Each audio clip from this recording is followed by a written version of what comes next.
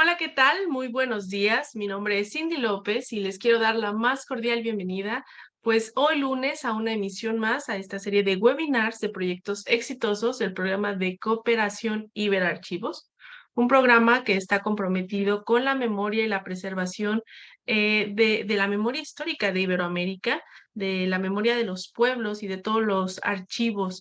Y bueno, quiero destacar que Iberarchivos es un programa que siempre se ha destacado por ese compromiso y por este gran trabajo que realiza con proyectos archivísticos. Actualmente ha cofinanciado 1,395 proyectos archivísticos que se han enfocado en diferentes líneas de actuación y que sobre todo pues han ayudado y contribuido a preservar los fondos documentales y la cultura de Iberoamérica. Quiero comentar que actualmente están en proceso de valoración los 89 proyectos que participaron en la última convocatoria y que sin duda, bueno, son excelentes propuestas archivísticas para la comunidad de toda Iberoamérica y que están en proceso de valoración.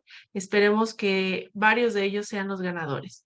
Hoy, en esta ocasión especial, quiero invitarlos a que también visiten la página web de Iberarchivos para que conozcan todos esos testimonios y todo el trabajo que realizan los coordinadores de proyectos en los 18 países y que poco a poco muestran este gran trabajo y este gran compromiso por la recuperación de la memoria, por implantar pues una gran cantidad de capacitación, gran cantidad de proyectos archivísticos, por la preservación y la conservación, digitalización de los archivos.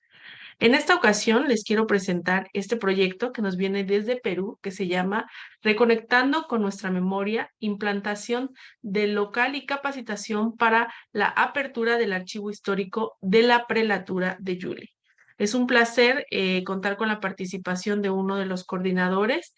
Es un gran ejemplo de trabajo y de compromiso. Este fue un proyecto seleccionado en el 2020 por parte de Perú y que nos viene a presentar hoy Carlos Segarrata, es historiador, gestor cultural por la Universidad de Piura. En la última década tiene una gran experiencia porque ha coordinado 4 proyectos de descripción, conservación y difusión de archivos eclesiásticos en Cusco y en Puno.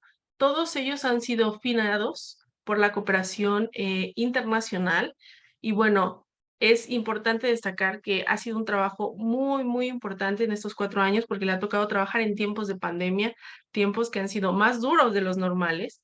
Y bueno, actualmente también es responsable de un blog, se llama Red de Archivos Bibliotecas Históricas del Perú, y es dirigido al patrimonio documental y a las fuentes históricas, a la historia del libro, y es editor de la revista Alfachis. Actualmente, bueno, viene terminando una tesis doctoral en la Universidad de...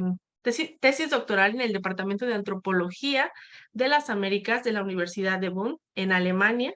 Y es desde ahí donde nos acompaña el día de hoy, porque bueno, aparte de ser un excelente profesional, es un académico comprometido y ha hecho una pauta en su agenda para dedicarnos este tiempito, a pesar de que tiene, bueno, bastantes actividades, y le quiero dar la más cordial bienvenida. Carlos, ¿qué tal estás? Bienvenido. Muchas gracias, Cindy, por la presentación. Muy contento de estar aquí, de compartir esta experiencia que tuvimos en Juli hace unos años y con la ayuda de Iberarchivos, ¿no? También pensando o quizás animando a los miembros o los trabajadores de diferentes archivos en América Latina y en España y Portugal para que puedan conocer un poco más de Iberarchivos y estrechar y formar un lazo de cooperación con Iberarchivos.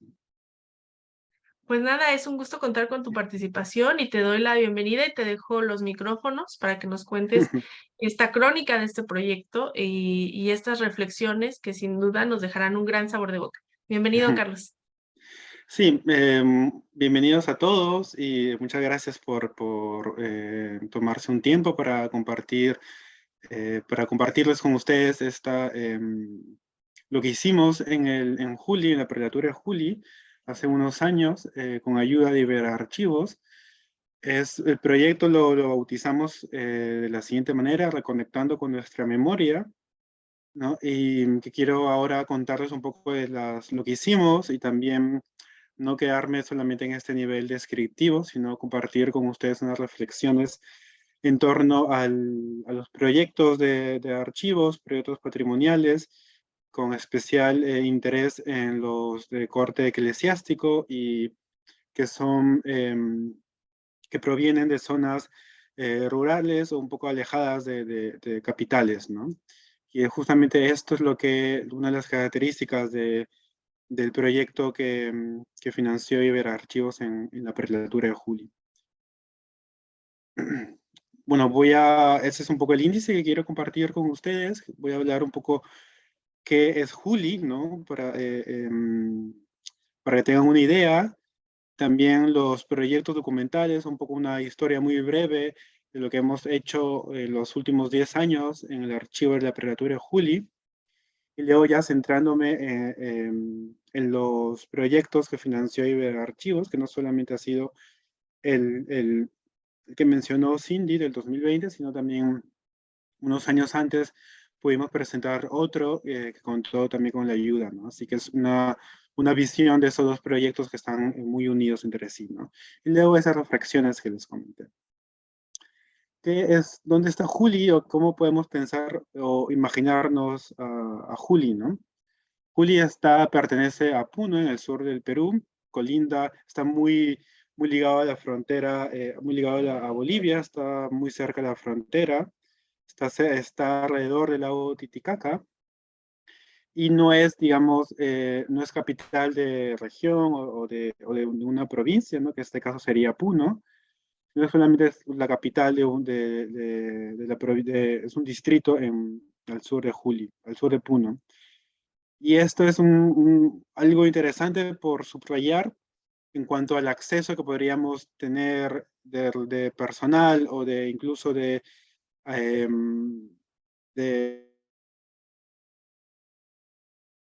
recursos que podríamos necesitar para realizar alguna labor eh, realmente técnica en un archivo histórico, ¿no? Y eso también delimita, digamos, algunos aspectos que se ven reflejados en el proyecto y también se ven reflejados en la labor diaria del archivo, ¿no? Y es un lugar marcada con una presencia cultural y la cultura aymara muy fuerte, que es parte también de la identidad de Juli, de Chucuito, tanto en el idioma, pero también en las fiestas y en el modo de vincularse en la sociedad, ¿no? Y eso también es otro rasgo interesante por tener en cuenta, viendo, hablando a los intereses que tiene Iberarchivos al momento de seleccionar los proyectos, ¿no? Luego, otra característica que me parece importante para mencionar en Juli, pero también no solamente en Juli, sino en Puno, es sobre el paisaje archivístico, ¿no? Con eso me refiero a qué otras instituciones archivísticas están en Puno con el fin de, digamos, buscar aliados, buscar, digamos, instituciones amigas para poder ver referencias, qué es lo que han hecho antes, qué se pueden hacer ahora juntos o qué se podría hacer en un futuro, ¿no? En este caso podemos hablar de que en Juli, en Puno, hay en el día de hoy 3 prelaturas y un obispado. Y para hablar de esto, digamos, una prelatura es una especie de obispado, pero en una categoría, digamos, menor en cuanto a sus labores pastorales, ¿no? Debido a la carga cultural, étnica muy latente en lugares como Juli, Ayaviri, que es al norte de Puno, y en Huancané, que está, digamos, al otro lado del lago Titicaca, es que se fundaron prelaturas. Bueno, la prelatura de Huancané es muy reciente, pero a inicio de la segunda mitad del siglo XX se fundaron esas prelaturas en Ayaviri, en Juli, que se desprendieron a su vez del obispado de Puno. Y luego a esto, en cada una de estas instituciones hay su propio archivo histórico y también en Puno se encuentra el Archivo Regional de Puno, que también forma parte del Sistema Nacional de Archivos, que en este caso es liderado por el Archivo Nacional del Perú, ¿no? El Archivo Nacional en Lima, y son, digamos, estas instituciones que les comento, tienen algunas características en común con lo que podemos encontrar en el Archivo de la Prelatura de Juli, tanto en en fondos documentales que son similares, la situación también de los mismos archivos, las mismas necesidades, y también el Archivo Regional de Puno como ente, digamos, cercano, técnico en alguna manera, también ha sido importante para nosotros hacer este mapeo muy, muy breve, pero también tenerlo presente en el momento de ejecutar el proyecto y también, como digo, para lo que viene después del proyecto, ¿no? Porque siempre es bueno no pensar que todo acaba cuando mandamos el informe final del proyecto, sino que se abre ahí un nuevo camino, ¿no? Y esto me lleva, pues, en el punto anterior mencioné estas fundaciones de las prelaturas que se desmembraron de Puno, y eso también es importante de mencionar porque esos territorios, digamos, de frontera, como son estas prelaturas, han sido desmembradas a lo largo del tiempo de diferentes diócesis, ¿no? En el caso de Juli, pues previo a la fundación de la prelatura, perteneció al obispado de Puno, pero el obispado de Puno es una diócesis relativamente reciente, no existía en el periodo virreinal, y que formaba más bien parte del Obispado de La Paz, ¿no? En Bolivia. Incluso territorio ya, digamos, de Huancané, que es otra prelatura, o de Ayaviri, estuvo a lo largo del periodo virreinal entre el arzobispado de Cusco y el Obispado de La Paz, ¿no? Y estos cambios jurisdiccionales constantes a lo largo de la historia no son, son parte importante para tener en cuenta cuando queremos entender la composición o la constitución de los proyectos de los fondos actuales, ¿no? Es decir, muchas de las cosas, es seguro de que documentación que pertenece a la prelatura Julia esté actualmente en el obispado de Puno o en el obispado de La Paz o incluso en Cusco, ¿no?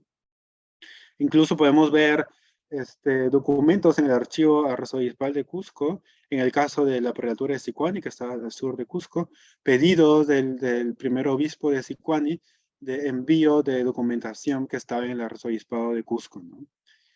Y esto también, pues, como digo, es importante para pensar de que los archivos, que un archivo, la documentación que custodia un archivo institucional, no es toda la que pertenece o generó instituciones locales en el tiempo, ¿no? Es decir, es casi seguro de que documentación que atañe a Juli se encuentra en Puno, en Cusco o en La Paz, y eso también es importante en el sentido de pensar otras acciones más allá de lo que podemos hacer como un archivo, ¿no? También es importante pensar acciones que puedan realizarse eh, juntando o juntando varios archivos a la vez, ¿no? Porque si vemos en las convocatorias de archivos, casi todas las postulaciones o todos los proyectos beneficiados son de un propio archivo, ¿no? A veces es más difícil pensar en hacer cosas en conjunto, ¿no? Y luego, para terminar este breve bosquejo de lo que es Juli, es quizás uno de los rasgos significativos o de mayor peso histórico, es que en el periodo virreinal fue un sede de una comunidad jesuita, ¿no? Hasta la expulsión en 1767. Y digamos, por un valor histórico, siempre hay varios estudios sobre la labor misional de los jesuitas en Juli, pero no queda solamente en un nivel académico, sino que también ha llegado o también está presente digamos, en el ADN de la sociedad de Juli, ¿no? Porque vemos en temas turísticos, siempre hay como la llamada imprenta en Juli, también hay monumentos a algunos jesuitas en Juli, también hay una calle en nombre de los jesuitas en Juli, así que todo este patrimonio que también se ve en las iglesias, en los 4 templos que están en Juli, que eso también es factor de movimiento turístico, son factores que nos llegan, que son importantes al momento de conceptualizar qué es Juli, para imaginarnos Juli, pero también para el momento de hacer una propuesta de un proyecto, ¿no? En este caso de hiperarchivos, ¿no? Que fueron cosas que nosotros tuvimos en cuenta al momento de vender, por decirlo así, nuestra propuesta de hiperarchivos, ¿no? Sí, bueno, eso es un poco lo que yo les contaba. Esa es una imagen de la catedral de de Juli, ¿no? Que está muy, muy bonita, muy iluminada. Es un poco las ideas que ya les he venido contando antes, ¿no? Y luego también algo que quiero contarles, que me parece interesante, es ver las labores que hemos hecho en los últimos 10 años en Juli, que también fue importante el momento de ver cuáles eran nuestras limitaciones, qué cosas podríamos hacer nosotros, digamos, de manera institucional, local, y cuáles eran nuestros límites, ¿no? Y en qué momento necesitamos ayuda de instituciones de cooperación internacional o de cooperación en general. ¿Qué podíamos hacer nosotros? ¿Qué más necesitábamos en cuanto a personal, en cuanto a instrumentos, ¿no? O en cuanto a capacidades, ¿no? Así que les voy a contar brevemente lo que hemos hecho en los últimos años. Todo empezó en el 2012, cuando el Instituto de Pastoral Andina, que también estaba a cargo de las prelaturas del Sur Andino, luego de haber realizado proyectos en Sicuani, en el archivo de la prelatura de Sicuani, en el archivo de la prelatura de Yaviri, con cooperación internacional, queríamos hacer algo en Juli, ¿no? Y siempre ha sido para nosotros una experiencia, el primer paso, ¿no? De encontrar el archivo, ¿no? De saber cómo el personal de estas prelaturas concebían a los archivos, ¿no? Podemos hablar nosotros de archivos históricos, pero esta puede ser una nomenclatura totalmente alejada de lo que manejan la secretaria o el administrador de las prelaturas, al menos hace unos años, ¿no? Pero bueno, esto fue una de las primeras imágenes que nosotros encontramos hace ya 10 años, sacos de bolsas negras conteniendo los libros parroquiales, un local, digamos, anexo a la secretaría, con, como vemos aquí, unos inventarios muy, muy antiguos, en este caso el 1998, de las provincias o de las iglesias que habían enviado su documentación a la sede episcopal, ¿no? Y fue algo que ya solamente nos daba una primera visión del estado del archivo, qué es lo que faltaba, qué medidas considerábamos en ese momento urgentes para realizar en base a las posibilidades que teníamos nosotros. Pero también vimos con más detalle, abriendo los documentos, viendo qué antigüedad tenían, en qué consistían realmente. También era la sorpresa de descubrir el estado de conservación en el cual se encontraban, ¿no? En el caso de Ácora, una provincia, una iglesia, una parroquia muy cercana a Juli, hace unos años, no sé cuándo exactamente, hubo un incendio, ¿no? Y eso se puede ver exactamente en estos folios que sobrevivieron a este fuego, ¿no? Y que hasta incluso es de las fondos, el subfondo con más delicado, ¿no? Porque no solamente es lo que desapareció con el fuego, sino que hizo a los folios muy, muy delicados, ¿no? También vimos, era un momento de detectar cuáles eran los problemas que habían, y también muchos no tenían las cubiertas, estos libros parroquiales, que es en lo cual consiste principalmente el archivo, no tenían cubiertas, tampoco había una correcta identificación de qué es lo que había en este libro, ¿no? Y en ese momento fue lo que primero que hicimos, además de tener una idea más o menos aproximada de la cantidad de libros que habían, de libros parroquiales que había en este archivo, de su estado de conservación. Y lo que en ese momento vimos como necesidad, ¿no? Era postular al fondo de la Biblioteca Británica, pero justamente con esta idea de salvaguardar este patrimonio que veíamos que si no hacíamos algo se iba a perder, ¿no? Pero bueno, postulamos al fondo la Biblioteca Británica, pero por motivos distintos no logramos, digamos, cumplir todos los requisitos en ese momento, ¿no? Y aquí muestro otras imágenes, ¿no? Que es de esta temporada, ¿no? También había un aparato de visualización de microfilms, ¿no? Que en algún momento por los mormones hubo este proyecto de microfilmado de algunos libros parroquiales, ¿no? También había pues carátulas como de este libro parroquial muy decoradas de forma muy esmerada, ¿no? Y muy bonita y con color, ¿no? fueron, digamos, estas cosas que nos parecían en ese momento que no habíamos encontrado en Ayaviri o en Sicuani, ¿no? Pero también el estado de conservación que se ha mencionado, ¿no? Y luego ya aquí vemos lo que hemos hecho con Iberarchivos, ¿no? Postulamos luego en el 2016 a un primer proyecto que era, queríamos saber qué había, ¿no? Por eso era el énfasis en la descripción documental del archivo de los fondos, pero también empezar a difundir, ¿no? Porque no queríamos que sea un archivo cerrado, como estaba haciendo hasta ahora, sino que ver cómo podíamos llegar a diferentes públicos, ¿no? Aquí, o algunos avances que hicimos en ese momento, que fue,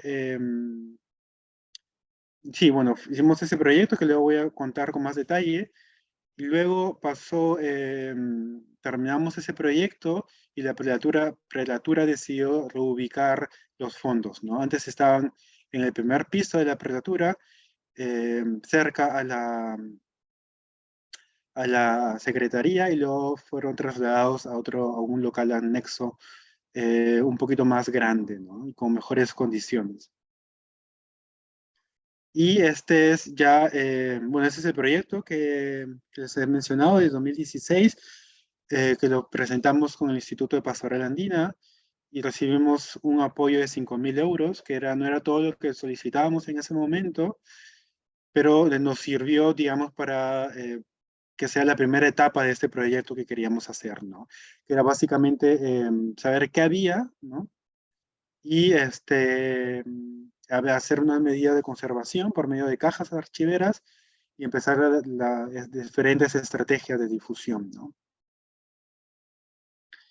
Y bueno, lo que vemos también en esta imagen son el producto, por decirlo así, el producto final fue un inventario, ¿no? Para saber exactamente cuántos libros habían, y también un catálogo que contenían las fichas de descripción de cada libro parroquial, ¿no? Utilizando esta ficha ISAT, ¿no? Y pero sin embargo, eh, al ya a punto de terminar el proyecto, vimos algunos inconvenientes que no habíamos quizás tenido en cuenta, que era, por ejemplo, que el presupuesto no nos alcanzó para cubrir la cantidad de cajas que necesitábamos en ese momento, ¿no? Y también algo que no pudimos prever en ese momento era que la documentación en cajas archiveras iba a ocupar mucho más espacio del que ocupaba en ese momento, ¿no? Porque, por ejemplo, los libros estaban sin cajas, estaban apiñados uno por encima del otro, y eso era algo que ganaba mucho más espacio, pero que al disponerlos en cajas archiveras, que eran pues parados, por decirlo así, pues iban a ocupar más espacio, ¿no? Y el local que en ese momento teníamos disponible, pues no se dio abasto, ¿no? Y al final tuvimos que colocar, no hubo otra medida que colocar provisionalmente las cajas en el piso, ¿no? Porque ya no había espacio en los estantes, ¿no? Y luego también en el momento de pensar cómo hacíamos las cajas archiveras, en ese momento optamos por hacerlas en Ayaviri, lo que es otra provincia de Puno, con una artesana, ¿no? Que recibió una capacitación especial para realizar cajas archiveras. Ella tenía una formación técnica en restauración de obras de arte, sobre todo restauración de pinturas, y creíamos que era una forma de incentivar la producción local, la economía local, también promocionar económicamente a mujeres, ¿no? También estaban vinculadas a labores culturales o a labores de patrimonio cultural, ¿no? Sin embargo, la deficiencia o el problema que no pudimos ver era en el traslado, ¿no? Las cajas al final eran relativamente frágiles para soportar un traslado de casi 4 horas, que si bien el camino no es muy difícil, sí es muy largo, y las cajas pues son sensibles y a veces había era época de lluvias y tuvimos algunos problemas, ¿no? Así que eso también generó de que algunas cajas se perdiesen en el camino, ¿no? Y otro de los problemas que también vimos era, ok, ya tenemos el archivo en sus cajas, los fondos están en sus cajas, sabemos cuántos libros hay, tenemos una idea aproximada del contenido de cada libro, y ahora pues es necesario que el archivo siga vivo, ¿no? En el sentido de que sigan haciéndose actividades. Como era un proyecto que era realizado por personal externo, que no éramos nosotros, yo o el equipo que estuvo en ese momento no éramos contratados por la prelatura, sino éramos pues, salía todo el proyecto. Era la demanda por parte del proyecto de que la prelatura también se comprometa a formar a alguien de su personal que tenga un mayor conocimiento sobre archivística, sobre gestión documental o sobre gestión cultural, ¿no? Así que esas serán, digamos, el saldo que nosotros, el saldo al final del primer proyecto de Iberarchivos, ¿no? Se avanzó, se hizo cosas muy valiosas, pero también quedaron cosas urgentes por completar, ¿no? Y viendo, digamos, la buena disposición del obispo, es que hicimos el segundo proyecto en Iberarchivos, ¿no? Hicimos también las consultas con el Archivo General de la Nación en Lima, con el área encargada, con quien siempre tuvimos una comunicación directa, y le expresamos esta inquietud o esta preocupación que teníamos y para saber si era posible volver a postular desde Juli a Iberarchivos por una segunda ocasión, ¿no? Ellos nos dijeron que sí, no había problemas, nos dieron algunas pautas para hacer el proyecto, ¿no? Y es así como lanzamos este proyecto que le quisimos dar ya no un título que sea muy técnico en descripción o digitalización o cosas así, sino ver al final qué se buscaba con todas estas medidas, ¿no? Y era en ese momento reconectar con todo este patrimonio que tenía Juli, como les he contado, esta herencia jesuita, y hacer el archivo, digamos, también como como proporcionar otra narrativa del pasado de Juli, ¿no? En base a fuentes documentales, ¿no? Porque todo pueblo, toda ciudad tiene su narrativa frente al pasado, que en Juli está muy clara, pero queríamos ver otra, en base a lo que nosotros teníamos, en base al archivo histórico que podríamos decir nosotros sobre el transcurrir histórico de Juli o de los diferentes lugares cuya documentación estaba en Juli, ¿no? Así que queríamos hacer ese acento en reconectar con la memoria, ¿no? Pero en términos prácticos era implementar un local, como hemos visto, pues el local se había quedado pequeño y también capacitar a alguien para que esté a cargo del archivo, ¿no? Así es que presentamos este proyecto con estas bases y el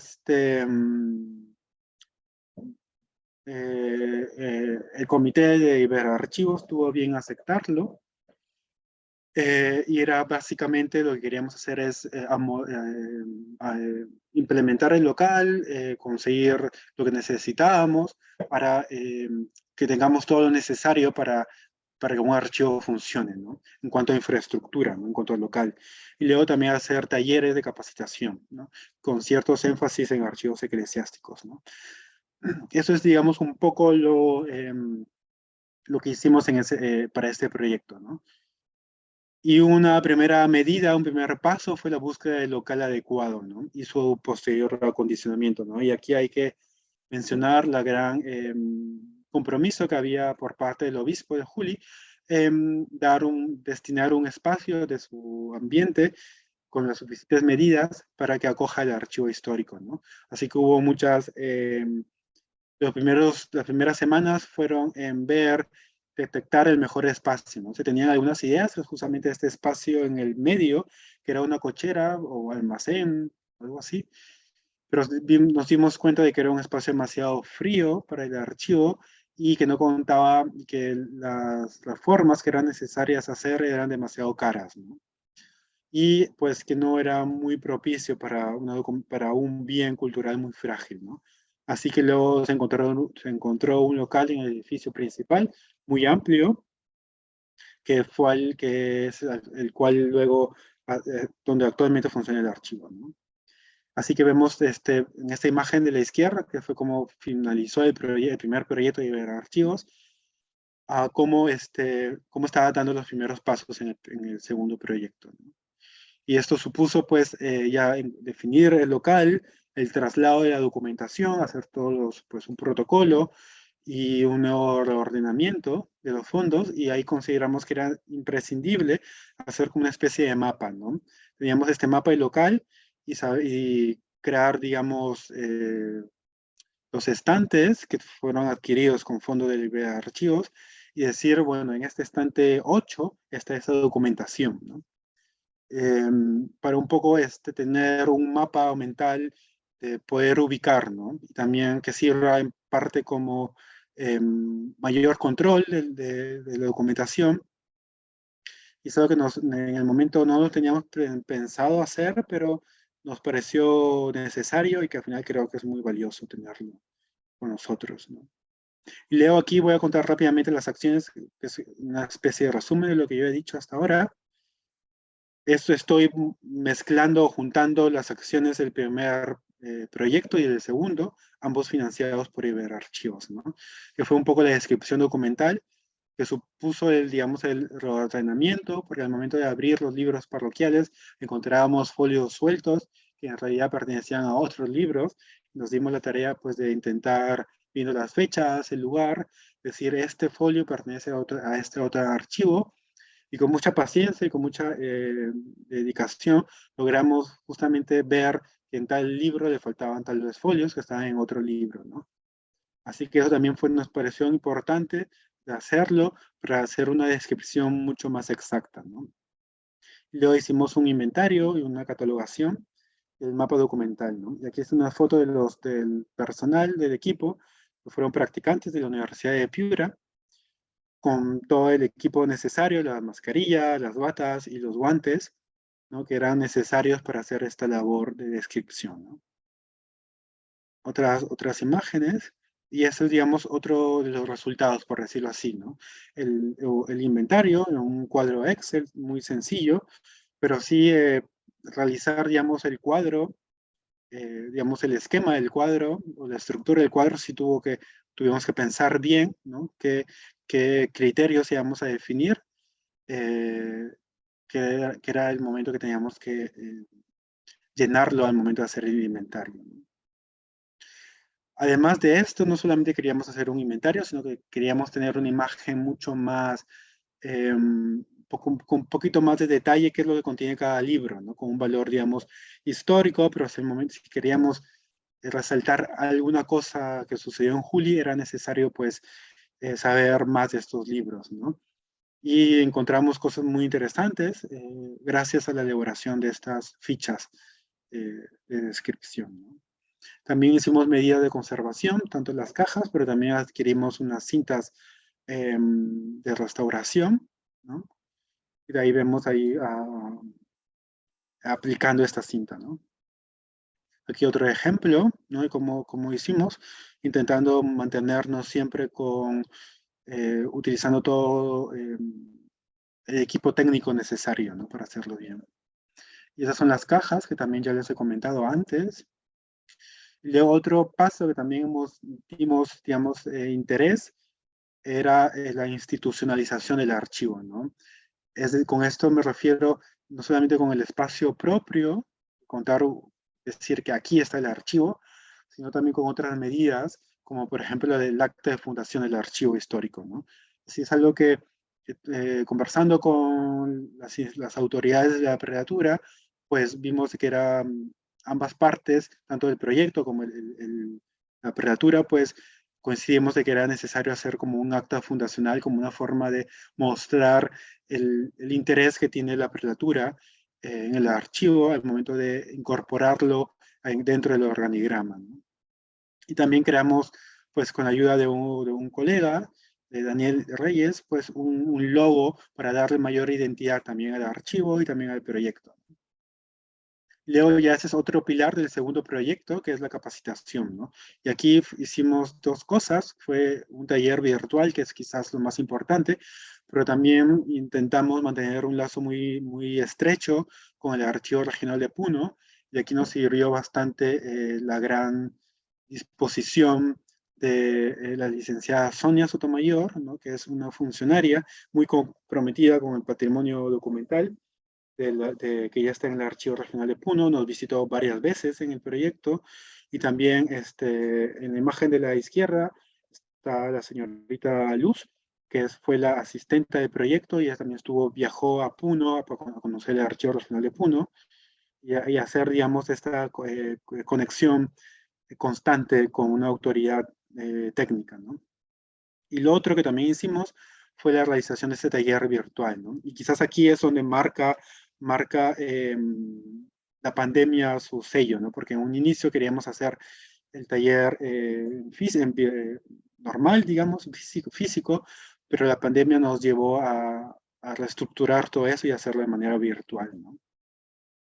Y luego también otra presencia durante la ejecución de nuestro proyecto, el Archivo del Obispado de Puno también inauguró, y también estuvimos presentes ahí como una forma de saber qué habían hecho ellos en su archivo y qué nos podría servir nosotros también, ¿no? Y bueno, difusión, paso aquí, esto es un poco rápido, también esto, Ibera Archivos nos decía que también había que inscribirnos en el censo guía o actualizar la información. Eso fue lo último. El archivo de la Prelatura de Julia estaba dentro del censo guía, y fue, digamos, actualizar con la información que en ese momento estaba vigente, ¿no?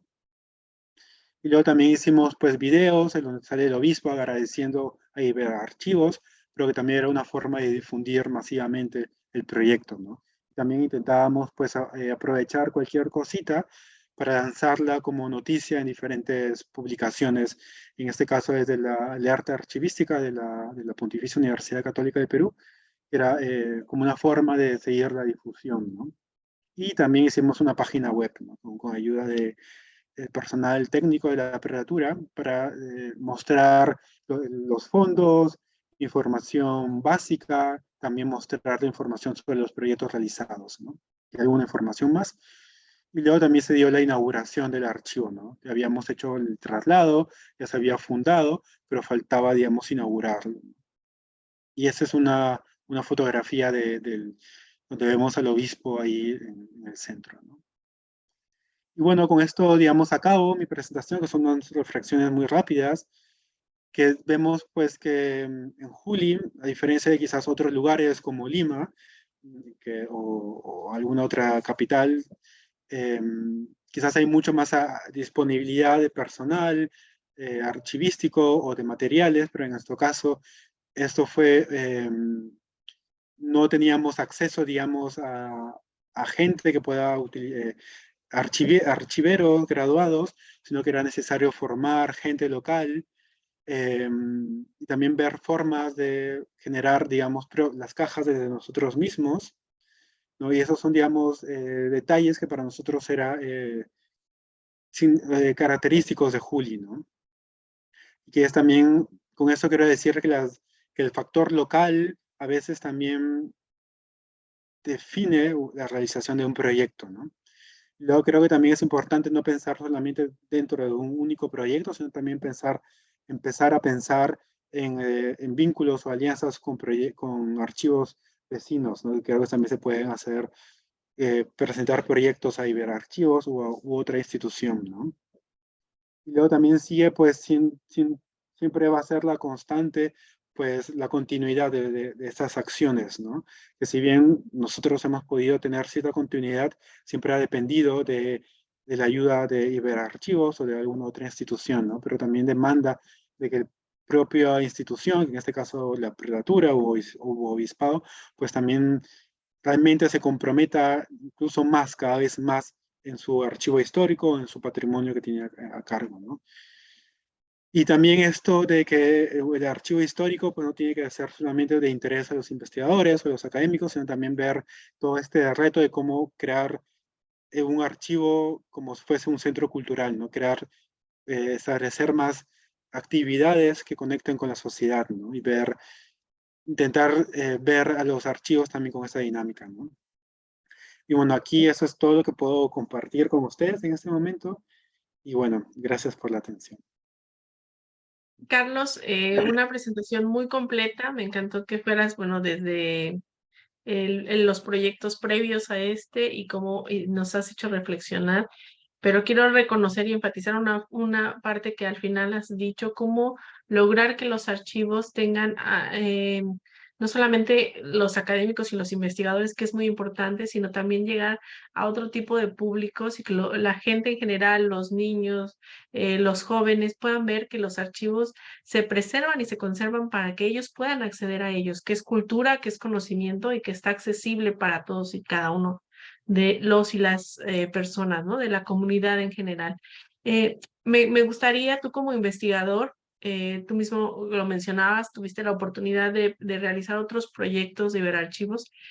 ¿Cuál consideras tú que serían como algunas recomendaciones o tips para la gente que va a presentar proyectos próximamente o al momento de rellenar estos formularios que a veces llegan a ser un poco complejos porque tienes que tener como muy en mente tus objetivos? Sí, sí, creo que cada convocatoria o cada institución tiene sus líneas de acción o sus propios intereses, ¿no? Porque, bueno, a veces nosotros también hemos postulado a otros fondos y a pesar de que uno puede pensar de que un proyecto es el mismo, puede ser el mismo, pero en realidad cambia bastante según a quién vas dirigido, ¿no?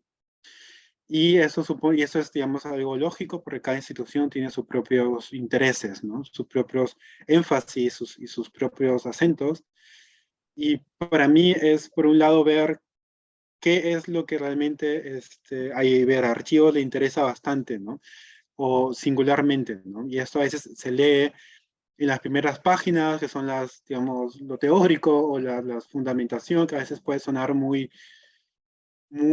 abstracto, ¿no? Pero que ahí se esconde justamente qué es lo que busca Iberarchivos, ¿no? Que al final es el factor que decide apostar por un proyecto o no. No puede ser que el proyecto esté, digamos, técnicamente muy bien elaborado, ¿no? En cuanto a metas y objetivos, pero puede ser que no es lo que Iberarchivos realmente le- se singulariza, ¿no? Porque vemos, o sea, mi consejo sería de manera concreta estudiar a Iberarchivos, ¿no? Sí, en el sentido de saber que no estás mandando a una institución X, no estás mandando a alguien que tiene un nombre, tiene su apellido, incluso hay, si ves qué es lo que ellos hacen, los programas que ellos tienen, los proyectos que ellos enfatizan, pues vas a ver qué es lo que ellos, en qué se encajan ellos, ¿no? Y es claro todos esos objetivos que ellos tienen, ahora de incluir minorías étnicas, o darle más énfasis a cuanto a la participación de mujeres,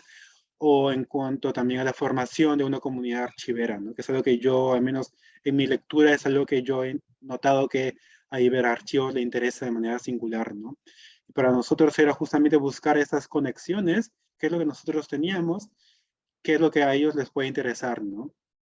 Es decir, no tanto vendernos, no vender una publicidad falsa, ¿no? No decir, ok, a Iberarchivo le gusta esto, voy a decirles, voy a hacer mi proyecto porque sé que les gusta esto, sino porque sería falso, sino ver qué es lo que yo tengo y qué es lo que a ellos les puede interesar, ¿no? Buscar puntos en común, ¿no? Pero creo que solamente así las dos partes salen ganando, ¿no? El archivo realiza realmente lo que quiere hacer y al final Iberarchivos también está contento de que ha financiado un proyecto que ellos quieren, ¿no?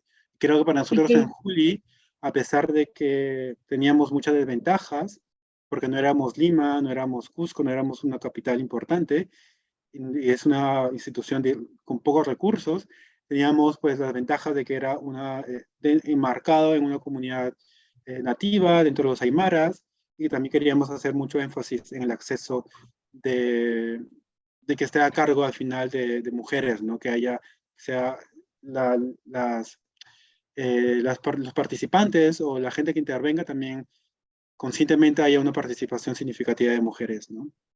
Quizás esas eran las cosas que nos también eran importantes para nosotros y que coincidimos con Iberarchivos, ¿no? En cuanto, en ese sentido, ¿no? Y luego también cosas técnicas, también hay, digamos, algunas cosas que hay que tener en cuenta, ¿no?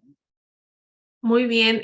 Otra de las cosas que mencionaste en la presentación que me pareció muy importante es el hecho de que tuvieron que hacer como una adaptación en cuanto a la capacitación y llevarla a cabo de manera remota a través de esto, plataformas de Zoom, que si bien parece es un área de oportunidad, una vertiente para dar estas nuevas formas de comunicación, pero también es cierto que a veces pudiera ser más compleja, ¿no? Que tener a las personas de manera presencial, ¿no? En vivo y en directo. Tú qué consideras que fue el reto de hacer estas capacitaciones así? Sí, así es o sea, quizás fue lo que más nos tomó tiempo en pensar, en repensar, ¿no? Porque también quizás ya el tiempo más fuerte de la pandemia ya había pasado, pero no del todo. Estábamos como que pensando, ¿ya es posible hacer algo presencial o no? Y también era el problema de que el proyecto era relativamente, el presupuesto que habíamos nosotros pedido era alto, justamente pensando en realizar un taller presencial, ¿no? Invitando a participantes de diferentes archivos, cubriendo gastos de traslado y de hospedaje, ¿no?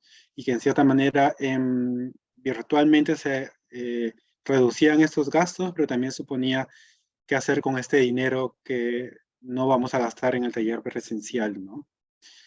Y eso fue quizás también un poco de reto de realizar el taller, también la parte quizá técnica, ¿no? Porque uno puede pensar de que hacer un taller en Zoom es, enciendes tu Zoom y todo el mundo entra y ya está, ¿no? Pero vimos de que se necesitaba mucha gente por detrás, ¿no? Personas anónimas que nunca salen, pero que estaban dentro de controlando todo lo técnico.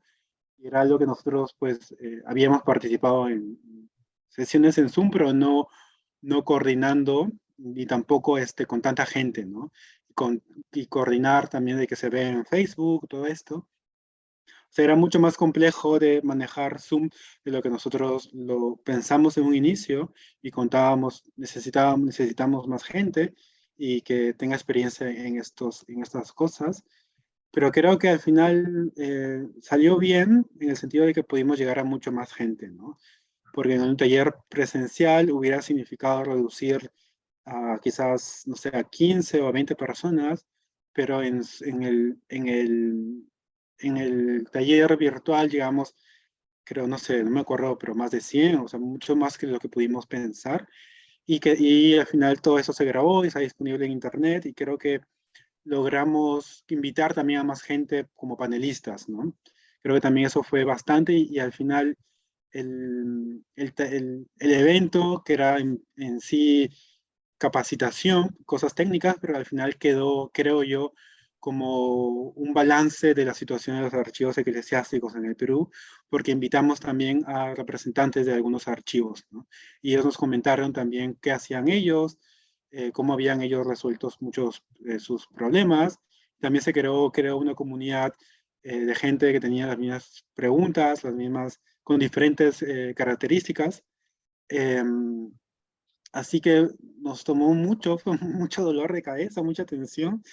Me acuerdo que al final el último día estuvimos, ya cuando acabó todo, muy relajados porque había sido mucha tensión. Pero creo que al final ha servido bastante, ¿no? Y era la idea salió creo la necesidad de que había mucha gente interesada en formarse o tener alguna, la gente que trabaja en archivos eclesiásticos quería saber un poco más, ¿no? Y creo que lo que más llamó la atención o lo que más quisieron la gente saber era sobre digitalización, ¿no? Creo que es ahora lo que está, digamos, de moda, ¿no? Por decirlo así.